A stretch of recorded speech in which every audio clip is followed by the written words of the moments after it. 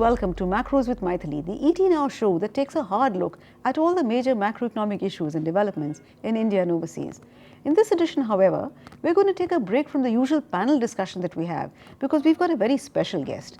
We have with us Arundhati Bhattacharya, the first woman chairperson in the 210-year history of the State Bank of India. Welcome to the show, Arundhati. At the risk of sounding like an apologist for a man who's made the phrase willful defaulter part of our everyday lexicon, let me start by asking you, have you gone a bit overboard over the Kingfisher issue?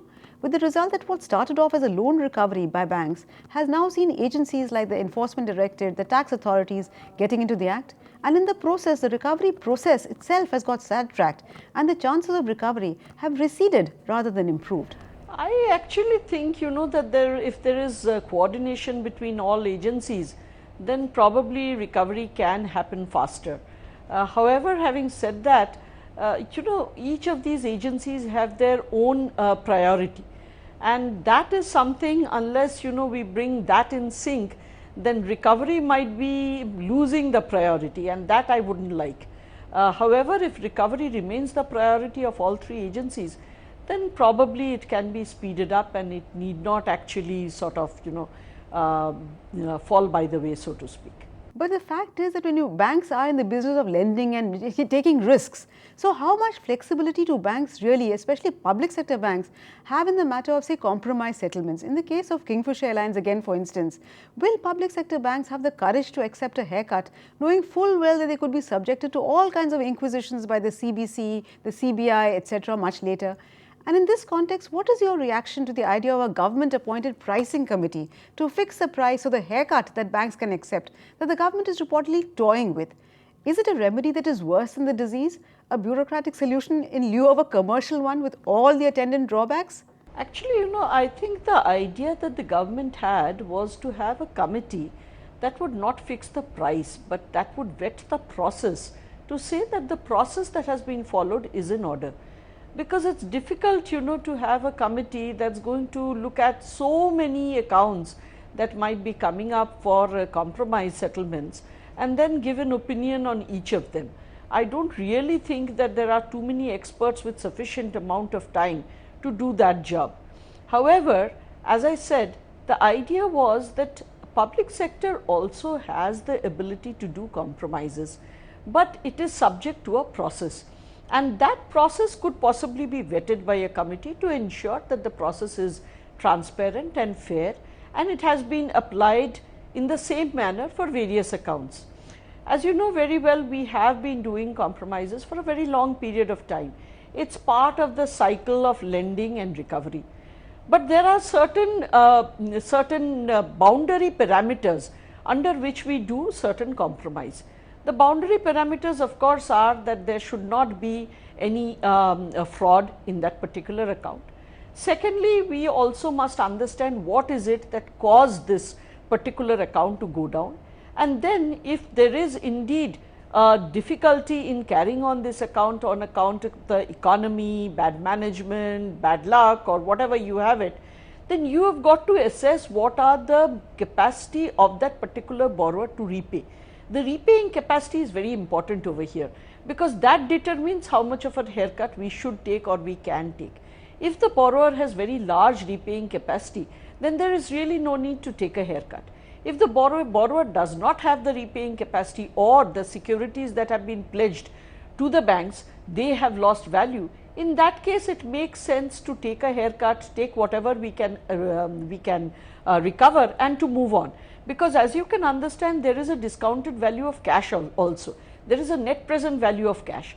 All that is required in such cases is a proper understanding of, as I said, what are the boundary conditions, and thereafter an application to the particular case itself, and proper documentation of the rationale as to why you are doing the compromise and what is it that you are accepting and how much is it that you are accepting based on what parameters. If that is done, it is possible for the public sector also to do it. It's a little bit of a long drawn procedure, but it can be done. But isn't this a judgment that is best left to the public sector banks themselves? After all, the bank boards are competent, you have joint lenders forum. So what makes a pricing committee any more competent than the bank boards themselves or the joint lenders forum? No, I don't think, as I said, that the idea was for a pricing committee. The idea was for the committee only to look at the process and to confirm that yes, the process has been properly followed. It was not for giving a pricing, it was not for determining what should be the haircut, it was not for determining the compromise amount. I do not know where is this idea coming regarding a pricing committee. If there is one such, I am not too well aware of it, but I do know that the idea was mooted for a committee that would ensure that the job being done by the public sector is as per the given norms, as per the processes laid down. So you don't think that that would be interference, because even the process of surely public sector banks are competent to decide what is the due process? Actually, you know, the fact of the matter is that the public sector banks also probably were looking for some comfort that a third party is looking at the processes being followed, so that at a subsequent date they don't get questioned and they don't get harassed. So it was not something that was only coming from the government side, it was probably also coming from the bankers side. But that brings us to the crux of the problem, that today public sector bankers have been reduced to a state that they're constantly looking over their shoulder before they take a decision. Now, can proper lending ever be done in an environment like that? It is difficult. It is obviously difficult because you're always trying to second guess a decision. And as you know very well, hindsight is always 20/20. When you take a decision, certain things appear in a certain light. When you revisit that decision subsequently on account of things that may have happened in the interim, it appears that, you know, the decision was not really very well thought out. So if that is the case, and because hindsight is always 20/20, you constantly second guess decisions, and obviously that causes a kind of delay, it causes paralysis, it does cause issues. And I think this is normal whenever there is a spike in the NPA cycle, and that is also something that we anticipate is happening and will happen for at least some time going forward. Okay, because that really is the problem, that today the public holds public sector banks, especially banks, large banks like State Bank of India, for a great deal of responsibility for the high level of NPAs. In fact, to come back to the issue of Kingfisher, there seems to have been, in hindsight once again, little justification for the decision to restructure loans to Kingfisher after the troubles had become apparent. Of course, this was approved by Reserve Bank of India, or even the decision to lend against a Kingfisher brand. And Kingfisher is only the best known example of banks supposedly extending kid glove treatment to large and powerful borrowers. So how valid is the charge that public sector banks either failed to take action in time or worse, were hand in glove with promoters? No, I don't think it's a valid assumption at all. You must understand that when money is lent to a business, the banks will try their level best to see that the business keeps running, because only then the money is going to come back. And I think this applies not only to public but also to private sector bankers. I do not know why the public sector get sort of singled out for this kind of attention. Fact of the matter is that public sector banks still have 70% of the economy. Where infrastructure lending was concerned, part of the private sector didn't do much lending there, but some part did, and their difficulties are also quite apparent today. Of course, they are more nimble while resolving of accounts, and maybe we don't have that nimbleness because, as I just told you, we have to follow a very well documented process. But having said that, you know, it is a fact that whenever troubles emanate, it is very easy to just pull the plug and put an end to the account. But that's not the way things happen, because people expect that things will turn around, and temporary measures, if they are taken and if liquidity is provided, then the account will pull out of the issue. And there are several such accounts which I can quote to you, which have indeed pulled out of these issues. You can look at today, for instance, there are instances like, say, Haldia, which has turned around, Suzlon, which is showing much better numbers, Jindal Stainless, which again is showing much better numbers. So I could go on. There are dozens of these accounts where indeed we have provided handholding and they have turned around. So the fact of the matter remains that, you know, whenever there is any stress, if you keep pulling the plug, then there would be very few accounts left. Now, once you have supported such an account and that account doesn't do well and it indeed does go down, then all the questioning starts. And that is where the problem is, because again you are looking at a decision with hindsight, and you do not really have the understanding of the situation at which point of time this decision was taken. And it's hardly a secret that public sector bank chairmen function under a number of constraints, many of which arise from their public ownership. So they're compelled to say give loans to infrastructure projects, state electricity boards, open Jan Dhan Yojana accounts on a much larger scale. All of this might be contributing to nation building, but when the chickens come home to roost, as in market valuations, public perception, they get no credit for all this. Given this kind of state of affairs, have you ever been a bit envious of, say, a Chanda Kochar or a Shikha Sharma? Remember, ICICI Bank was able to offload its exposure in the case of Kingfisher to SRI, whereas you could not do it. Well, as I said, we do have our difficulties. Having said that, I still believe that one of the reasons why we still have 70% of the economy is because of the fact that this country is a developing country. And in spite of the brickbats that we continue to get, I still believe we have a developmental role. End of the day, if all of us were only doing home loans, how would this country develop? End of the day, again, if all of us were not willing to look at any risk, then would there be any way that we would develop from an agrarian nation to a developed nation? So I think, we have to sort of, balance the whole thing and say that yes, there is a need to do these kinds of loans to support infrastructure, to support core sector. When there is a downturn, there will be issues. We need to be balanced about those issues. We need to understand what went wrong and maybe draw a number of lessons. But having said that, again, I still believe that we are a developing nation.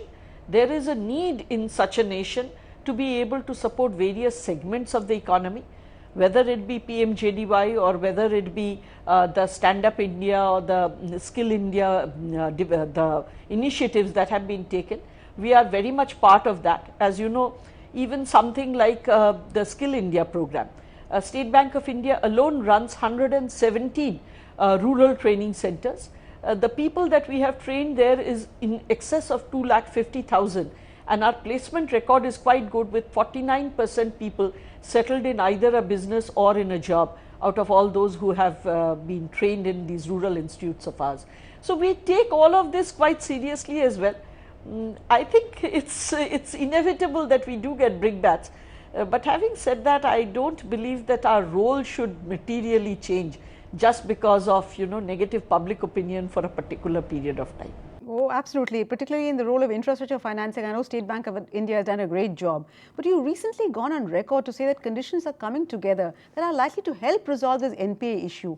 What makes you so hopeful? Because quite frankly, I don't see a change in any of the circumstances that led to the rise of NPAs in the first place. The growth slowdown continues, cost and time overrun in large projects is inevitable, excess capacity is there, judicial delays are there, the structure of bank ownership that results in the inability of PSBs to take quick action without, fearing the CVC, CBI, all these things remain. So what makes you so hopeful that the NPA issue is going to be resolved soon? See, there are several things which I believe have actually happened. If you look at the projects, the way they are getting conceived now, I think they are getting conceived in much better manner. There has been a lot of pushback from us, for instance, that we will not fund any road project unless they come with 100% approvals and minimum 80% contiguous land. Just last week, we had one road project that was offered to us where 100% land is already acquired. Now, this is not something that we would have seen 5-6 years back. Coming with 100% land, unheard of. Similarly, if you look at some of the other things that are happening, there too we are finding that the government is very serious about ensuring that when they bring something on the table, that it is complete in as much as possible. For instance, the UDAY scheme that was launched by the Ministry of Power. Now, that not only ensured that much of the debt got moved out of the DISCOMs, but it has a very strong review mechanism. And I am told that every quarter, each of the state power ministers actually go and review their position with the center. So it has with it, the responsibility given to the state that they must get ahead with the work for bifurcation of the rural feeder, so that the subsidized electricity can be properly bifurcated. They are also supposed to do a lot of work on smart metering. Money for this is also being made available by the government from multilateral loans that they are getting out of ADB and World Bank and others. Similarly, there are very many other parameters which they are reviewing, because they are very serious about their goal of ensuring power for everybody 24/7 by 365 within a particular period of time. Now, if only UDAY is done and let go, then obviously these things will not happen. So, the ministry, however, is keeping track of everything that is happening subsequent to it. So, we are seeing this in ministry after ministry actually. But another effort is that the bankruptcy law, so much has been made about it, but it's yet to be passed by the Rajya Sabha. Even assuming that it is passed, are we being a little unrealistic in seeing it as some kind of a magic wand in the speedy resolution of NPAs? After all, time limits were laid down under the DRT, the SARFAESI Act, and it didn't really help matters. Does it mean that the only effective remedy for NPAs really lies in addressing the entire ecosystem rather than just one part of it, recovery by banks?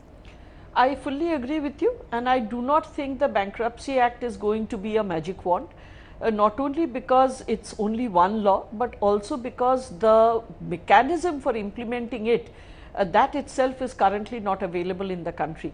You need bankruptcy professionals, professionals who will actually work on this, who will hold the asset during that period. So, all of those professionals are currently not available in the country. So, it will take about say maybe 24 to 36 months for it to be properly functioning in the country. But we are optimistic in view of the fact that it is definitely a step in the right direction. The second thing why we feel optimistic is that not only the bankruptcy, but several amendments on the SARFAESI and DRT is also about to be introduced in the parliament. It should be introduced any day now, because I am told that the amendments, the document is already ready. So, even those will actually tighten up the working of the DRTs as well as the SARFAESI, and wherever there are lacuna that have been pointed out by us, and there are very many suggestions we have given to the government has assured us that they have taken these suggestions on board and they have tried to make the working of these two much better. So, that is again another step in the right direction we feel, and there I think they have also started, or rather mooted, the use of a lot more technology than is currently being used by the judicial system. So, the original idea was that even for say a DRT hearing, the plaints and the submissions could all be online, with only 2 hearings allowed at the end of all of the submissions, so that the whole thing could be brought to an end in a very short space of time.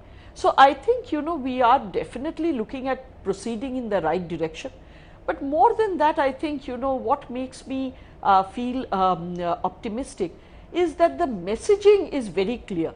Earlier the messaging was that you could get away with it. Today the messaging is very clear that you can't, that it is important for us, all of us, to recognize if there are stresses coming, and then for all of us to jointly work in resolving that, rather than trying all kinds of means in order to delay the inevitable. Well, just hold your thoughts there, Arundhati, because it's time for us to slip into a very short break, but please do stay with us. We'll be back very soon.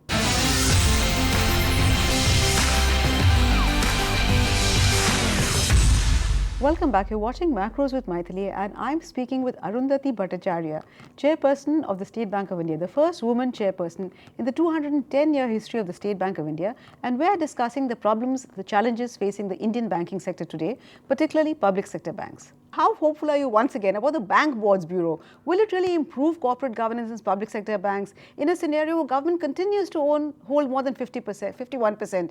At the same time, the bank boards has been pushing for merger of the SBI associates. Is this the time, and how open are you to that idea? Of course, I know each of the individuals separately, and all of them are very good professionals. They obviously have the best interest of the banking sector in mind. And frankly speaking, I think they will move and they will push for the right things. How far the government will be able to do everything that they want, I do really today it's very difficult for me to say, but definitely again a step in the right direction, and at least today the willingness to do things differently appears to be very much there. And as long as it has to start somewhere, and if it has started in this manner, then we should welcome it. Arundhati, the RBI'S asset quality review in January this year was perhaps the single biggest factor responsible for the very sharp increase in provisioning and in the resultant adverse impact on bank bottom lines. but the RBI does a regular inspection of banks and presumably you're satisfied with the provisioning done earlier. So what, to your mind, could possibly explain the RBI's sudden insistence on higher provisioning? And did you take up the matter with the Reserve Bank of India? Was there any disagreement at all? What RBI was trying to do is trying to determine which were the weak accounts and then try to see that the banks are prepared enough if any of these weak accounts really go down. I think that was the idea. Also probably, they were trying to ensure that the banks have enough provisions just in case we have a conducive situation where the accounts could actually be sold down or transferred to some other body. Now all of these would obviously mean some kind of discount, some kind of haircuts.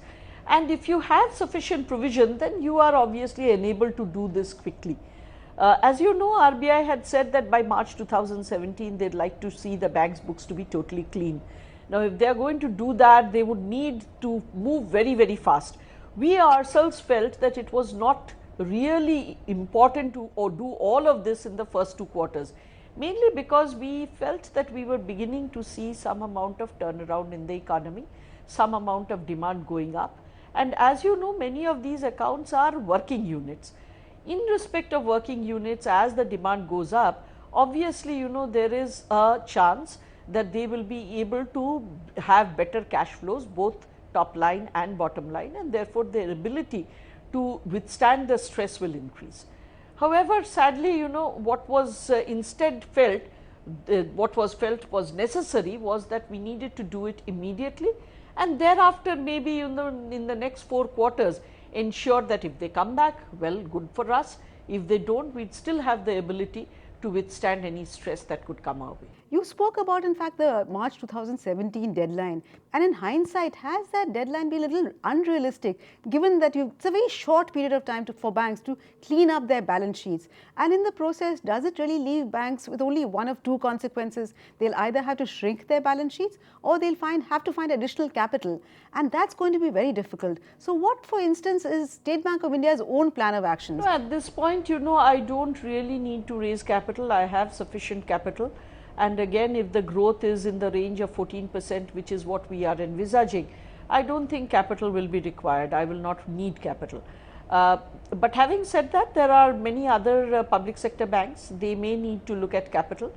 One good thing is that, growth has not come back fully as yet. And therefore, if you've seen the credit growth of last year, it's in the range of 11.5–12%.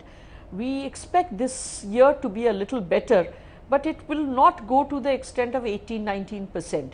So to that extent, we still have time in order to get our act in order. Should bank lending lead recovery, or should recovery lead bank lending? Because after all, unless banks lend, you're not going to see recovery. It could be either way. It will depend upon what is the kind of recovery, what is the nature of the recovery. For instance, in India, a lot of people were worried that the retail book would start showing stress because the corporate book went down, and obviously the retail book is next in line.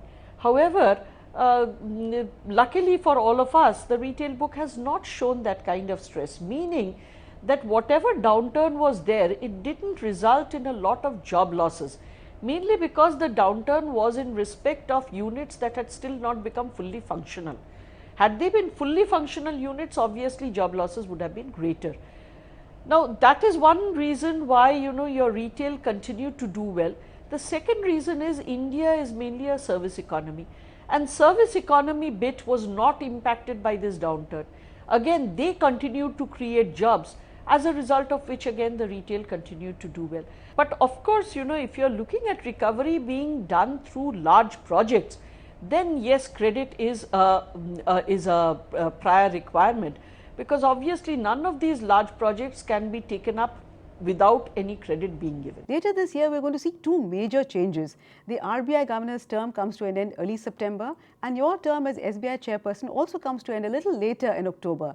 And while there's a lot of speculation about the RBI governor, there's very little talk really about your own term. So can I ask you the same question that people have been asking Rajan?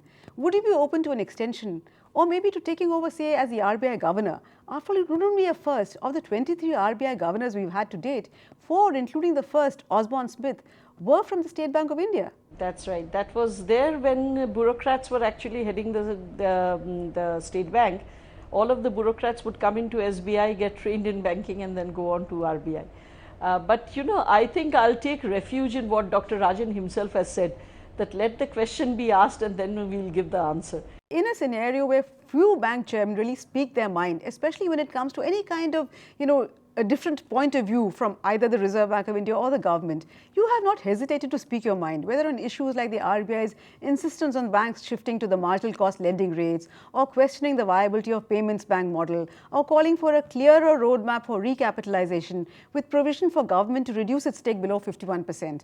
While I'd like to believe that the state talk comes from being a woman, you're not the first woman to head a public sector bank. So what is it about Arundhati Bhattacharya that makes you speak up when others opt to remain silent? Very difficult for me to say. I can only tell you that what I speak, I try to say it with everybody's well-being in mind. There are no personal agenda in this whatsoever. I do believe, that it is important for us to become more nimble, because today the challenges that we face are humongous.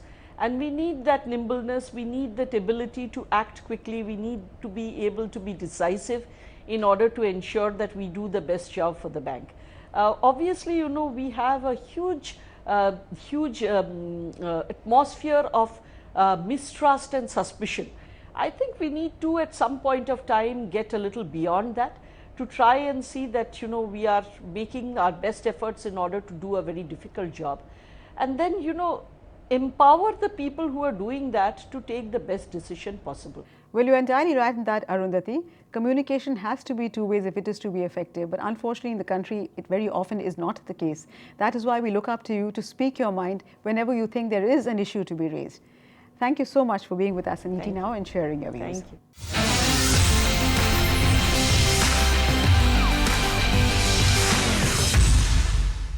Find us on Facebook at facebook.com/ETNow and don't forget to click the like button. You can also follow us on Twitter at ETNowLive. To stay updated with all our programming, hit the subscribe button on our YouTube channel by logging on to youtube.com/user/ETNow.